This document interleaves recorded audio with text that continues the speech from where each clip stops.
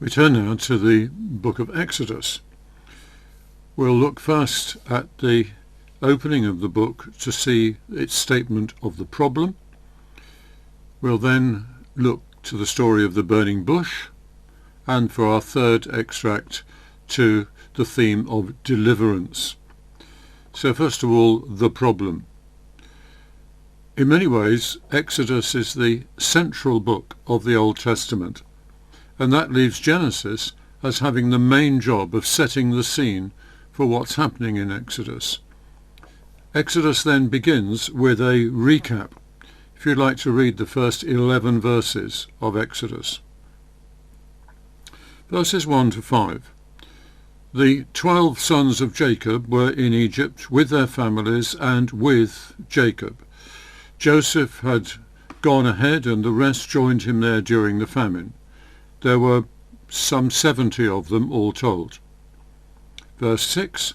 Jacob had already died, and of course as time passed his 12 sons also died. And this meant that all those who had taken part in the family going down into Egypt were then off the scene. Verse 7. The promise to Abraham had been that his descendants would live in Canaan as their own land, not in Egypt as guests. So you might think that at some stage the Israelites should have remembered that promise and taken themselves off back to their own land. But no, they stayed in Egypt and in the natural course of events multiplied. The usual way of dating events has them in Egypt for around 400 years. During that time they could certainly have become very numerous. In that part of Egypt it seemed that wherever you turned you found Israelites, or Habiru as the Egyptians called them. That's the Egyptian word from which the word Hebrew is a derivative. Quite possibly the genuinely Egyptian locals were getting a bit peeved. It might even be that there was something that we would recognise as anti-Semitism there. Verse 8.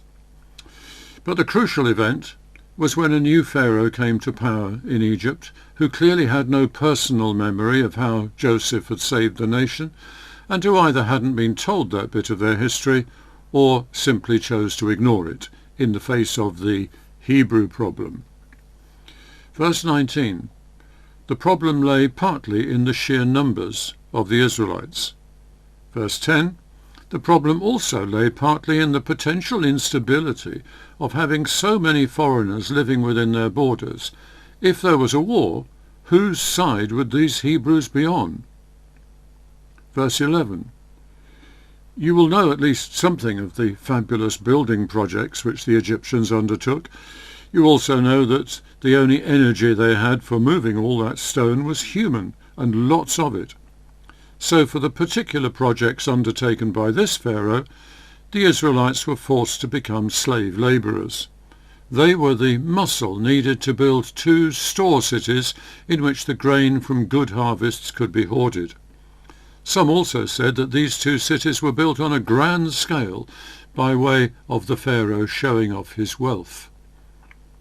Excavations, incidentally, show that they were built of stone and mud bricks, some of which mud bricks, but not all, contained stubble. In order to marshal all this muscle, a system of slave masters was set up, seemingly with twin aims. 1, to get the cities built, and 2, to make life as unpleasant as possible for the Israelites. Would you now please read verses 12 to 22. Verse 12. But the Israelites seemed to thrive on this regime.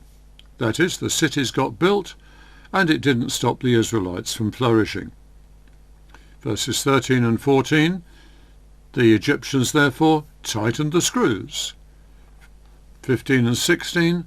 Then the Pharaoh had an idea which would surely make the Hebrew problem self-limiting. He took aside the 2 women who served as midwives to the Hebrews and gave them instructions to kill all male babies. Notice, by the way, in these verses it's mention of the delivery stool. I'm not sure if any of the ladies that you know would at all appreciate giving birth sitting on a low stool. Anyway, verse 17. The midwives simply did not do as they were told. Verse 18, so they got carpeted by Pharaoh and told to explain why so many baby boys were surviving.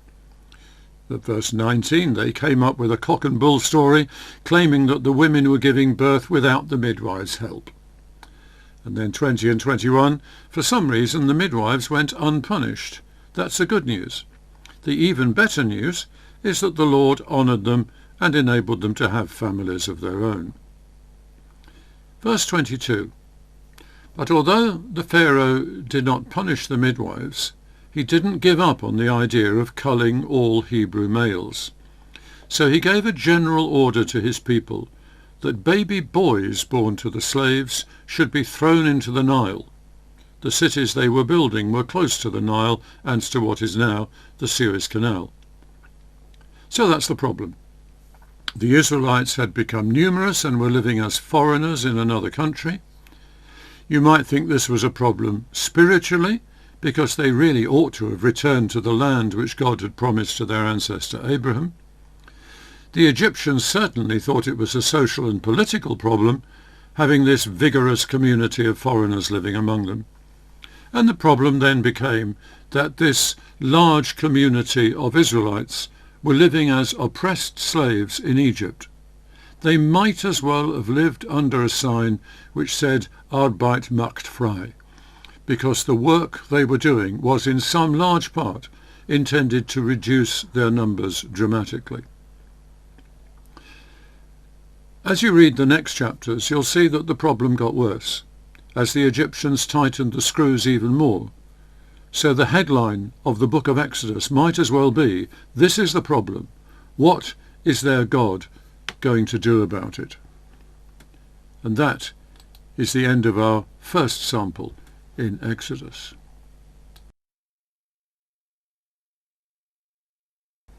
Our second sample looks to the story of the burning bush in Exodus chapter 3. So the Israelites were in a harsh captivity in Egypt, and the one person who had the clout to help them had run away. Moses was brought up in the royal household despite being a Hebrew, but he had intervened when an Egyptian slave master had been treating a Hebrew slave too harshly.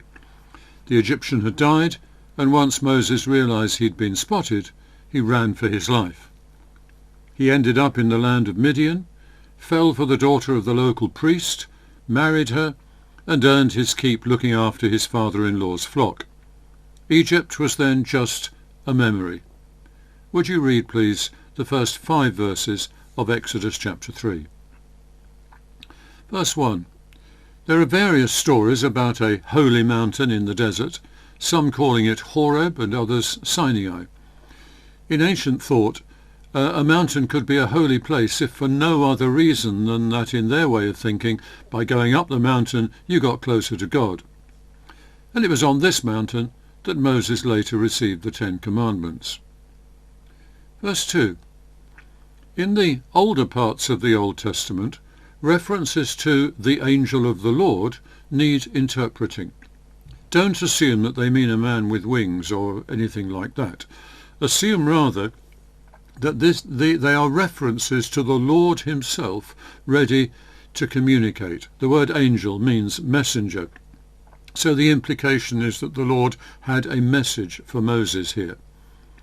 So in verse 4, when a voice comes from the bush, we should understand that it's God speaking, clearly not intended to be someone other than the angel that's just been mentioned. The bush appeared to be ablaze, but not with the ordinary flames which would consume it. Moses must have looked at it for a short while in order to come to this conclusion that it wasn't being consumed. An oddity. My old college crest had a picture of the burning bush with the Latin inscription Nec tamen consumebatur. It was not, however, being consumed. I'd assumed that this was a quote from the Vulgate, the old Latin version of the Bible which the Catholics used to use, but it's not. I did a search on it and I found that it's part of a 16th century Latin translation. Why on earth would anyone translate the Bible into Latin at that particular stage? It's a mystery to me. But away from that oddity, back to the burning bush. The blaze is presumably a manifestation of the glory of God, enabling Moses to come to the conclusion that God was there, but without Moses actually having to set eyes on God.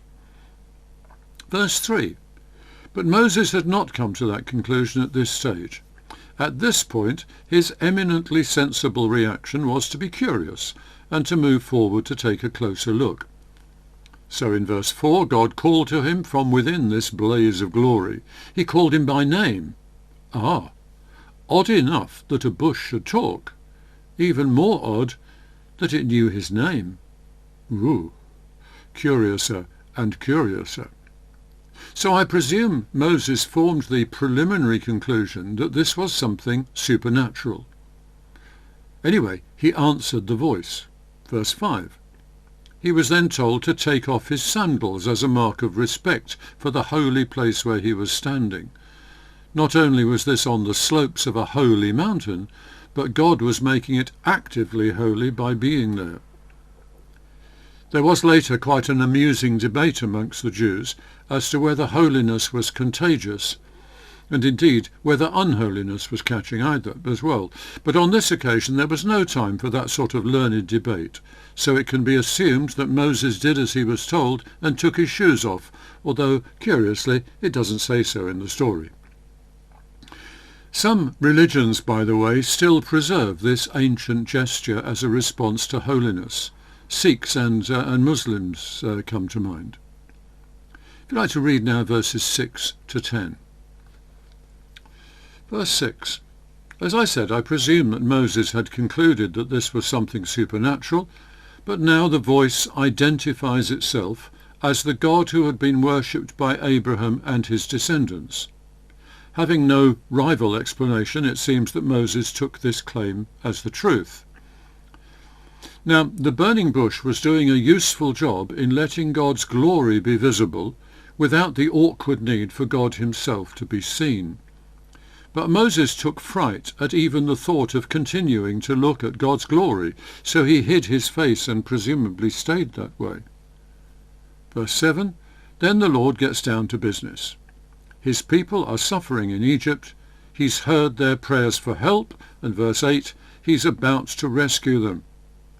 In the Lord's mind, the land of Canaan is still theirs, even though they'd not lived there for the last 400 years. He had promised it to Abraham as his possession forever, and he'd meant it. And despite the fact that it was currently occupied by a collection of other tribes, probably mostly nomads. Verse 9. So the great good news is that the Lord is on the very point of acting to deliver them from Egypt and bring them up into their own land which he'd promised to Abraham, the promised land. Verse 10. But things took a decided turn for the worse as far as Moses is concerned when the Lord announces that Moses is to be his front man in this act of deliverance. Oh, whoops. Read please verses 11 to 15. Verse 11. So Moses protests. He's a runaway murderer, hardly the ideal person to stride up to Pharaoh and demand that he lets the Hebrews go. Verse 12. First assurance, I will be with you. Well, that's powerful. Doesn't, of course, relieve Moses of the job. It doesn't take away the scariness of appearing openly in the land where he was a wanted criminal, or of giving orders to the most powerful ruler in the then known world. But if the Lord himself undertakes to go with him, well, perhaps that takes away at least some of the lunacy of such a mission. The Lord also gives him a sign that once the people are free, they will worship God on this very mountain. Now that, you might think, is not that great as a sign. Surely Moses would have wanted a sign up front, something which would bolster his faith before setting out for Egypt, not confirm it however many years later. Verse 13. So Moses starts thinking his way through the problem that he's now landed with. For the moment, let's not worry about addressing Pharaoh.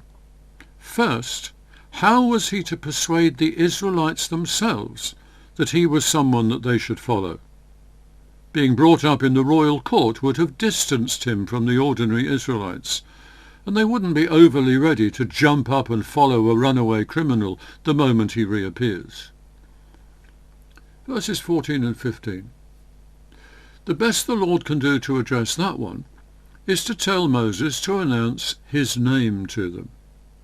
The 4 letters spelling the name Yahweh in Hebrew, or Jehovah as some Brits tried pronouncing it a few centuries ago, those 4 letters were a play on words. The name sounds like the Hebrew for I am, or I will be, or I'm the one.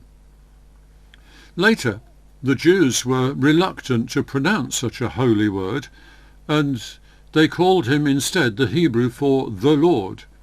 And in many English translations, especially older ones, when the word Lord is in the Old Testament in capital letters, it's taking the place of the name Yahweh in the Hebrew script. Would you read, please, verses 16 to 22? Verses 16 and 17. The Lord turns his instructions to Moses into a script he's to use in addressing the Israelite elders. Verse 18, the elders will listen to you. Today, when someone preaches the gospel, the Holy Spirit will often choose to work in the listeners to lay the gospel on their hearts so that they believe it. So here, the Lord undertakes to work in the elders as they listen to Moses to make them believe him. And still in verse 18, Moses is to go with the elders then and require Pharaoh to let the people go. Verse 19, but that will offend Pharaoh's macho sense of power. He won't take kindly to a bunch of slaves giving him orders, even if they do claim that the orders come from their God. Verse 20, so the Lord undertakes to work supernatural signs among the Egyptians, which will leave them little choice but to let the Israelites go. Not, of course, that these plagues will make the Egyptians believe in Moses' God. It is rather that they'll be so fed up with being pushed around that they'll release the slaves just to put an end to their own suffering. But verse 21, there's more. When the Israelites leave, ordinary Egyptians will shower them with gifts. This might be because they're so overawed by the power which the Israelites' God shows in the plagues that they'll give his people gifts in an effort to stop him being any more angry with them. Verse 22. In fact, before the Israelites leave, they are openly to ask the Egyptian population for particularly silver, gold and clothing. One assumes these are articles in markedly short supply amongst the enslaved people. Later, many of these rich gifts will be pooled to provide the materials for the building of the tabernacle. In chapter 4, Moses carries on dithering and trying to get God to make it easier for him, and the Lord grumpily goes along with that to some extent, but then just has to tell Moses, off you go and get on with it. Well, that's our second sample in the book of Exodus.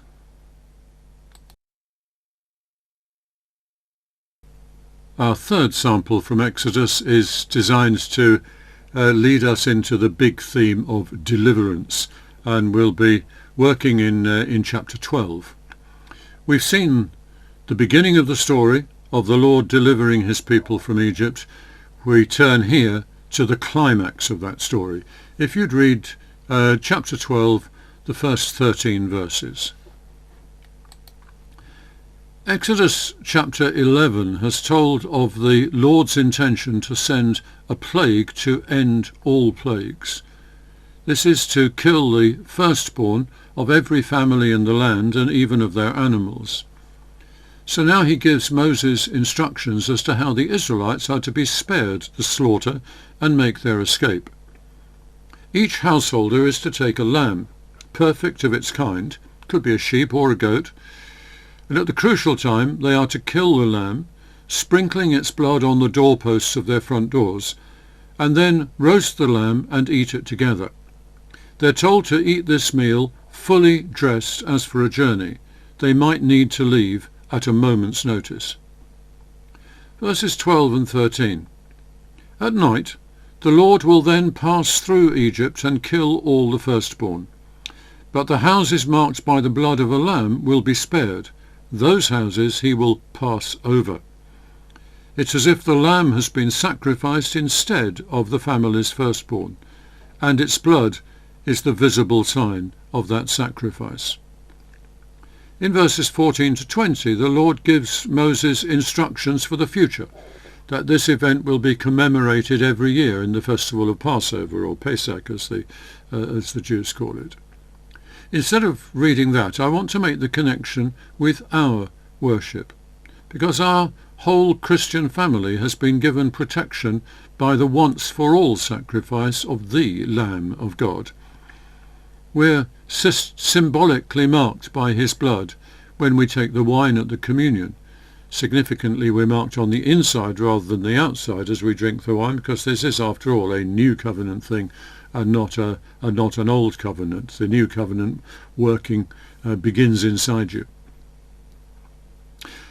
John's Gospel makes it clear that Jesus was crucified, in fact, at the same time as the Passover lambs were being killed. Paul makes a similar point in 1 Corinthians 5, verse 7, that Christ, our Passover lamb, has been sacrificed. Therefore, let us keep the festival. But back to Exodus. If you now read chapter 12, verses 21 to 30. The scene is set for their departure. If you read now 31, please, to 36. Pharaoh had had enough and actually told them to go. The ordinary Egyptian people were of the same mind, we see in verse 33. And in 34, there wasn't even time to complete the baking of that night's bread, so they took their dough without yeast in it, and that's how they made their bread until they had a chance to settle to a routine again. Verse 35, they even asked the locals for gold and silver and clothing, and I suspect that the Egyptians gave these readily out of some desire to get on the right side of the Israelites' God. We'd probably refer to that as a superstitious act on their part. Anyway, we have a summary in verses 37 to 42, which you could now read, please. Well, you know how the story then went on. The Lord miraculously enabled them to cross the sea. Pharaoh by this time was regretting letting his slaves go and sent his army to get them back, but when the chariots tried following the Israelites across the sea, the drivers were all drowned. The story is the most important in the Old Testament. It declares clearly that the Lord is prepared to put himself out to rescue his people, even when the mess they've got into is their own stupid fault. Throughout the Bible, every story of the Lord delivering people is an echo of this story, the same God doing the same kind of thing again. And that goes especially for the story of Jesus. In fact, some people say, for instance, that Matthew, the Gospel writer, set out to portray Jesus as the new Moses, the new giver of a new law and the new agent of God's deliverance. Not a silly way of viewing Jesus at all. I'm not quite sure whether that is a correct analysis of Matthew's Gospel, but it's plausible. Our conclusion.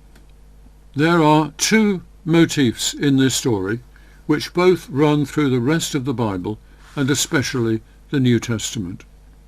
The first is the role played by the firstborn. In the culture of the time, when the father in the family died, his firstborn son inherited the role of looking after the family. Their laws even gave the firstborn a double share of the inheritance when the father died, so he would have the resources to take up that responsibility. So in particular, if the family got into trouble, the firstborn would be responsible for rescuing them.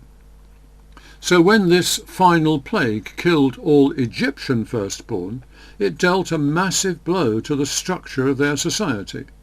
Not only did every household mourn the loss of one of their number, but the way they related to each other was destroyed and had to be built again. The bottom genuinely fell out of their world. So when like in Colossians 1:15, the New Testament speaks of Jesus as the firstborn, it's drawing on what that word means throughout the Old Testament. And the second motif here concerns why the Israelite firstborn were not killed, that a lamb had been killed in their place. The substitution of a lamb in place of the humans involved became one of the ways in which the New Testament interpreted the death of Jesus on the cross. You might find some people who take it as the only way in which the New Testament interprets his death, and some of the people who narrow down what the New Testament says in that way are actually risking making it look as if God was determined to kill someone and agreed to make do with just killing Jesus. It's sad when this kind of substitutionary thinking goes that way, but it does sometimes with some people. But substitutionary thinking, the lamb being killed in our place, is a definite part of what the New Testament has to say about Jesus and his sacrifice. So that concludes our work for the moment on the book of Exodus.